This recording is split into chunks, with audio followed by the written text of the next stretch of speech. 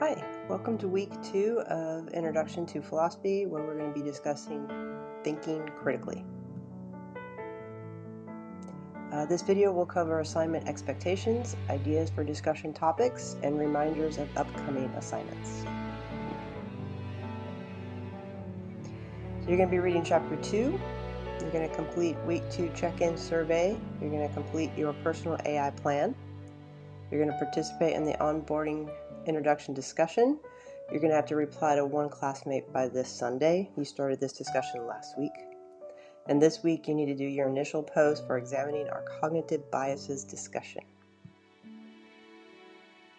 Okay, so the discussion this week is you're going to identify 2 to 3 cognitive biases, explain how these biases might affect your study of philosophy, and describe specific strategies that you plan to use to address these biases as you learn more about philosophy.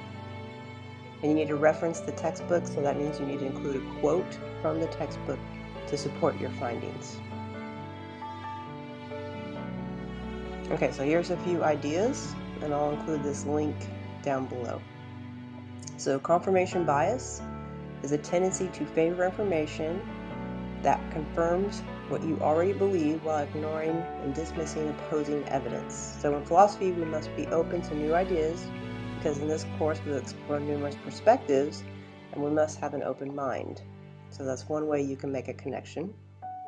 Anchoring bias, relying too heavily on the first piece of information you receive, even when better evidence becomes available later. For philosophers, you study a topic, you may anchor your perspective, making you compare all later views to that initial one. In arguments, you may cling to your initial thesis even if stronger objections come up. There's another connection you can make. And the recency bias, giving greater weight to the most recent information you've seen or studied. When comparing philosophers, you may think the most recent one has the strongest argument, because that's going to be the freshest one in your mind.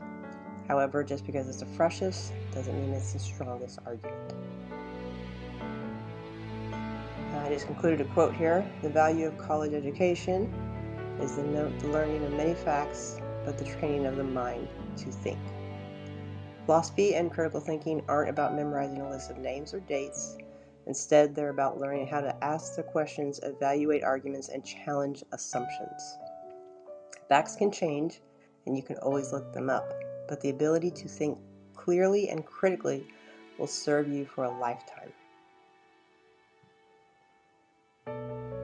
You have an upcoming assignment, so your final project proposal is coming up. You will select a specific school of thought or set of philosophical theories, and this is going to be the first step in developing your final project.